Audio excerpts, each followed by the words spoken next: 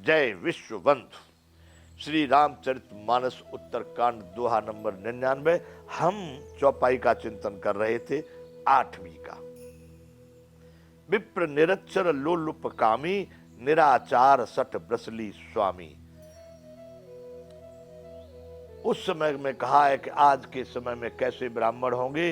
निरक्षर, अनपढ़ ब्राह्मण, लालची, लोभी, कामी, दुराचारी, सठ और ब्रसली स्वामी।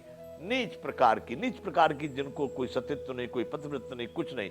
आज इसके साथ कल उसके साथ ऐसी स्त्रियों के स्वामी यानी पति बन जाएंगे, उनके मालिक हो जाएंगे ब्राह्मण।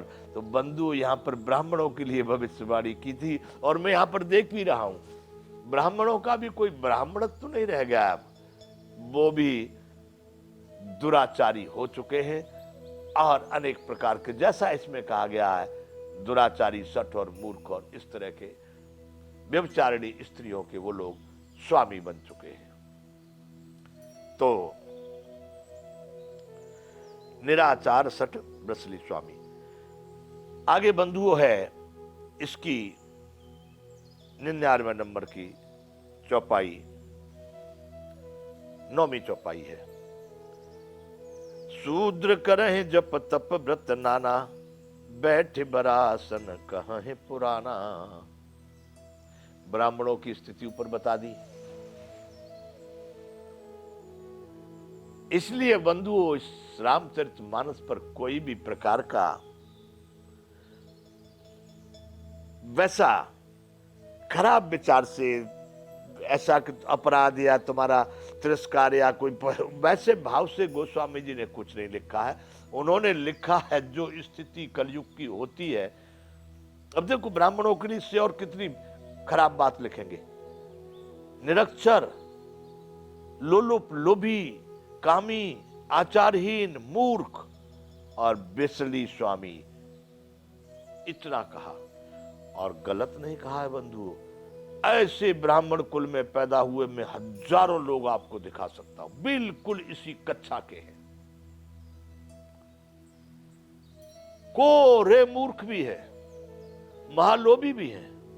जितने इसमें दुर्गुणों या ये जो गुण बताए गए हैं उनमें वो सब आपको प्रत्यक्ष मिल जाएंगे।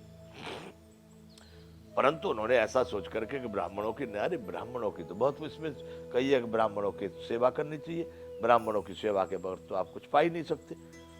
अब यहां पर एक जगह ऐसा कहा है तो वो उन लोगों के लिए कहा है जो इस तरह के आचरण में आ जाते हैं। इसलिए आगे कह रहे हैं कि शूद्र करहे जप तप व्रत नाना, बैठ बरासन करहे पुराना। बैठ बरासन कहे पुराना। पुराण का मतलब व्यासपीठ पर बैठ करके वो कथाएं कह रहे हैं। शूद्र नाना प्रकार के जप तप और व्रत करते हैं तथा ऊंचे आसन पर व्यास गद्दी पर बैठकर पुराण कहते, कह रहे हैं। अभी देखो हो रहे कि नहीं हो रहे। अब यहां पर ये नहीं कि वो शूद्र है इसलिए वो नहीं कह सकता, कह रहे हैं। ये पहले भविष्यवाणी हो चुकी है कि ऐसा करेंगे। शूद्र करें जप तप व्रत, अनेक प्रकार के जप, अनेक प्रकार के तप, एक से एक कठिन तपस्या करके वो व्रत और उपवास कर रहे हैं और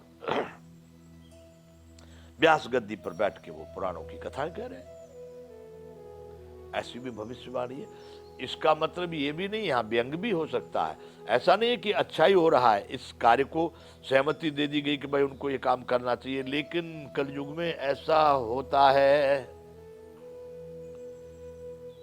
ये बताए कि शूद्र करहि जप तप व्रत नाना,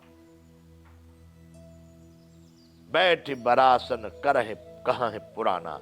आज के समय में आप देख लो अनेकों ऐसे व्यास उन कथाओं को कर रहे हैं। अच्छी बात है, वो जप तप और व्रत और इस प्रकार का आचरण कर रहे हैं, लेकिन इसको व्यंगात्मक भाषा में कहा है कि सब नर कल्पित करहे अचारा, जाए न वरने अनीति अपारा।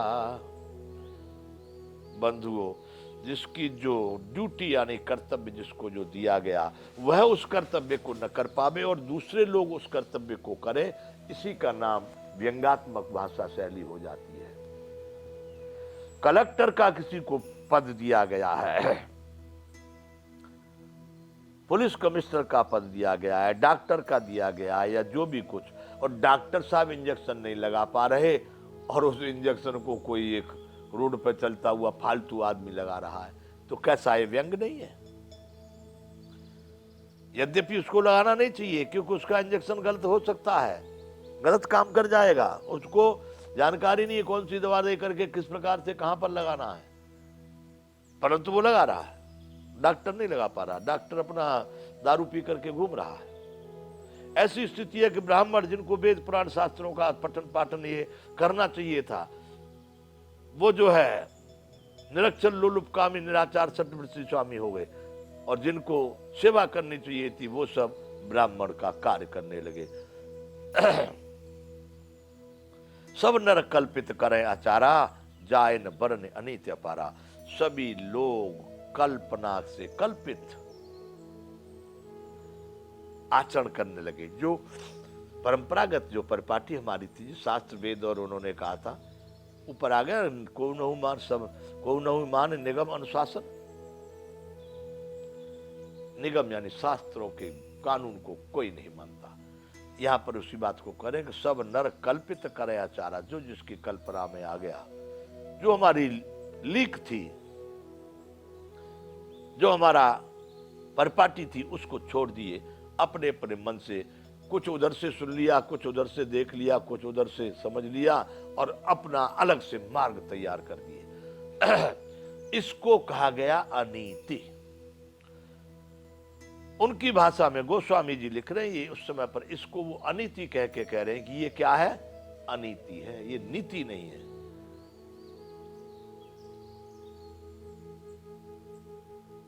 सब नर कल्पित करे अचारा, बरने न जाए अनीति अपारा। जिसका कोई पार नहीं, ऐसी अनीति होने लगी, अत्याचार होने लगा।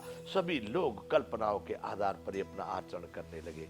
तो बंधुओं, यहां पर अब उत्तरकांड का दोहा नंबर 100,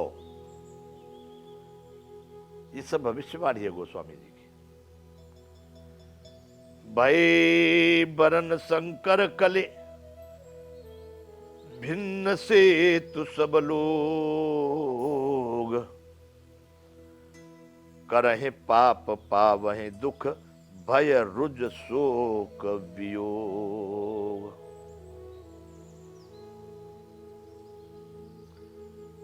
भय बरन शंकर कले, कल युग में सब लोग वर्ण शंकर और मर्यादा से च्युत हो गए। करहे पाप पावह दुख, भय रुज शोक वियोग।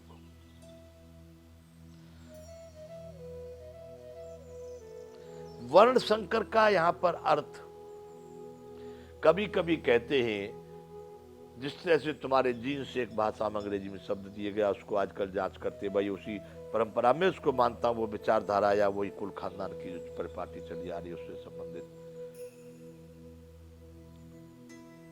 वर्ण संकर का मतलब एक तो यह है कि अपने कुल गोत्र उसके अनुसार में न होकर के किसी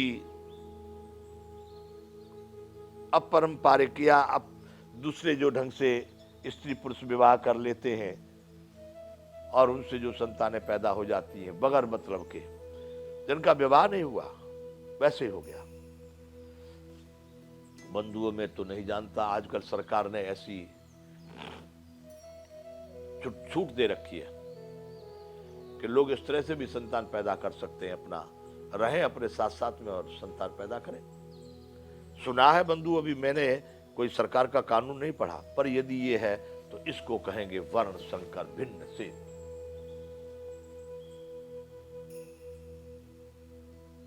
भय वर्ण संकर कल भिन्न से तो सब लोग, सबका इसलिए कह दिया कि कुछ ही बच पाते, बाकी सब फिर उसी। देखो ना, अभी ये वासनाओं का जो इस तरह का जो आ गया है ना समय, और इस समय में जो सब लोग जैसी क्रियाकलाप हो रहे हो उसी को सब उधर कोई भाग रहे सब, क्योंकि विषय विलासता वाला काम बढ़िया लगता है, ये मन और इंद्रियों को वो भाता है, इसलिए उधर ही भाग जाते, सब उधर भाग रहे।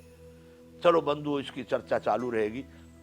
अभी यहां पर हम विराम करते हैं। जय विश्व बंधु।